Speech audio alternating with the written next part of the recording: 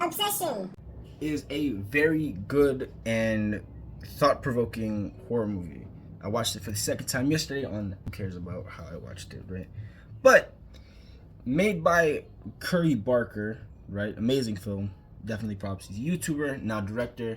Now this is going to be a theory video based on Bear's Wish. Obviously, you can contradict me, you can say whatever, right? Which is cool, whatever. I don't mind, right? Bear's Wish in the movie is perverted, right? And what I mean by that is that he's taking away Nikki's free will. See, instead of being mature, what Bear does is probably the most immature thing ever. This is like what a 14-year-old would do, legitimately. Now, understand something. Bear is a socially awkward dude. He's a douchebag, right? No shade to the actor, right? Bear is a douchebag who can't emotionally put his feelings or tell his feelings to Nikki, right? But you have Sarah, who also likes Bear, and Bear's best friend Ian is hooking up with Nikki. I have a few theories over the movie itself, and one of them is that a bit towards the end of the movie, when Bear dies, right, we see Nikki come back. Now, my theory on that was going to be possession, but doing some more research, Curry Barker has said it's not about possession. Throughout the movie, we see Nikki switch back, particularly when she tries to, cut herself with a bottle, and when she's sleeping. Now, she refers to her. Now, when Nikki's sleeping in that sequence, she refers to the other Nikki, her, which we'll just refer to her as her. Now, what is her? What I think she is, right, is I guess, Bear's idea of a girl loving him. Now, it sounds crazy. Now, let me get this straight, right? Bear's wish was for her to love him more than anything. So what I think the Wish Willow did was it gave him that version of her, but the more they would hang out and be around each other, the more she would get infatuated with him, right? And what I mean by that is that the Wish Willow itself understands it's a perverted wish, right? I'm just gonna. That's what I think. It understands this is a perverted wish, that you don't wish for love. Genies don't let you wish for love.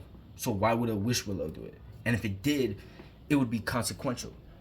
So it gave him what he wanted with consequences. And that's my my senses while watching the movie. He got what he wanted, right? He got it home. He got the honeymoon phase, and then it drew back.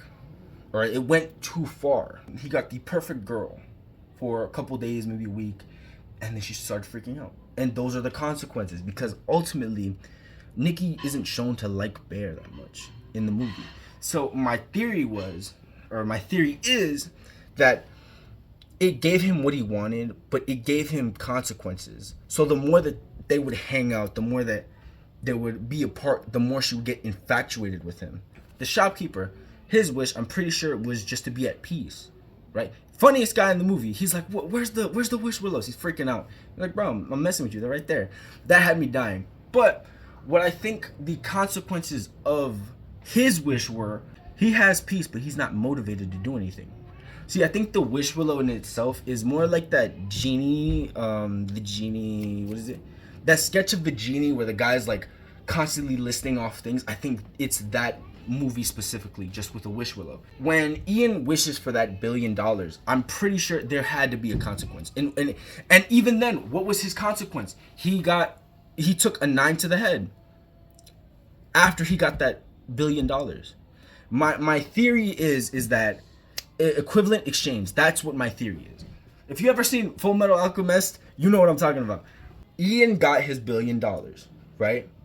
But he took one to the head.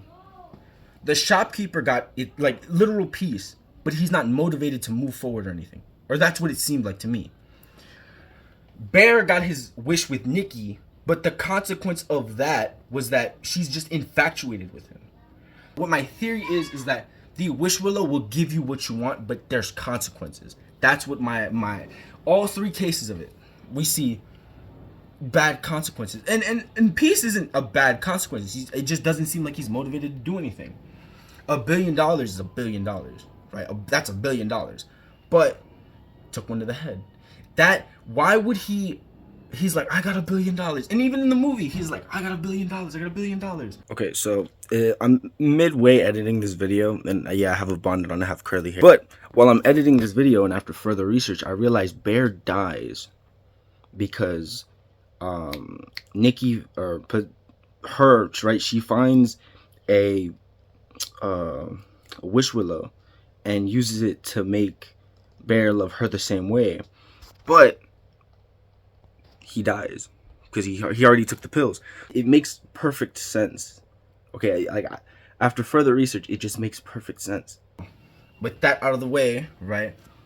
Her is just a consequence of the willow wish, or the one wish willow. I mean, 3 wishes we know of.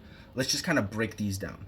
I wish to have inner peace with never-ending motivation and to move forward. My first wish, done. Shopkeeper's peace and motivation is there, right? Because when I was watching the movie, it just didn't seem like he was motivated to do anything. He was just like, he was content for the $1 billion. Immediately, untaxable, and I'm invulnerable. Just to old age, right? So I can't be taken off the map. Taxes aren't a problem. It's untaxed. And I can't be taken off the map. That would be Ian's wish. Now, for Bear's wish, and I took a lot of time to really think about what Bear's wish should have been.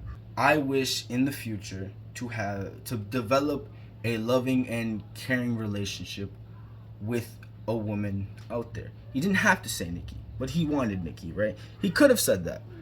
But the reason that wouldn't be so perverted in a way is because it kind of knocks out a few things. It's hard to make a perverted wish unperverted because in itself you're wishing for love.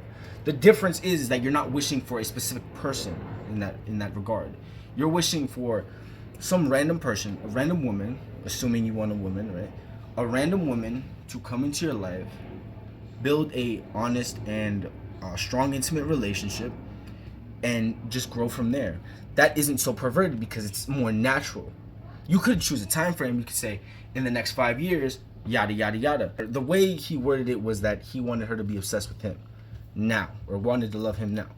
So when you're thinking of the consequences, they're right there, right? They're not crazy, right? And the wish willow isn't exactly crazy. My wish, I would wish for superpowers. I'm a nerd. I would wish to be Spider-Man without any of the physical drawbacks like gravity from swinging, or stuff like that, or my muscles tearing from super strength. But in a way, I think that's what the best wish would be, to genuinely wish for either something that doesn't have consequences on somebody or yourself, or wish for Imagine if Ninja got a low table fame. Now, to kind of throw this in a little more, I think something that was a little too coincidental to actually be a coincidence was the way his cat goes out. Now, I don't want to say it's foreshadowing because, that's a little off, or that's a little far, right? But I would say it's pretty dang close. A cat goes out the same way he does, and his consequence for not, getting rid of his cat, giving it a proper burial, was Nikki feeding it to him. That's a pretty big consequence. So that's where I'm also coming from. My theory on what happens to Nikki after the events of the movie is pretty much he just goes into a psych ward. Don't get me wrong, Nikki is a perfectly sane person, right? But given the events and what her friends and peers pretty much are gonna say about her, she was crazy. She's gonna go into the psych ward for a very long time. Now, don't get me wrong, she doesn't deserve to be there. She's the only surviving victim of Bear's wish. The worst part about it is that she will pretty much go the rest of her life stuck there. She's got a couple bodies now, and I don't mean like that. She took a few people off the map. Not only that, she's gonna be in the psych ward for the rest of her life, never really even knowing, truly just being scared of herself, and that's way worse. She was just a pretty girl who was friends with a pretty weird guy.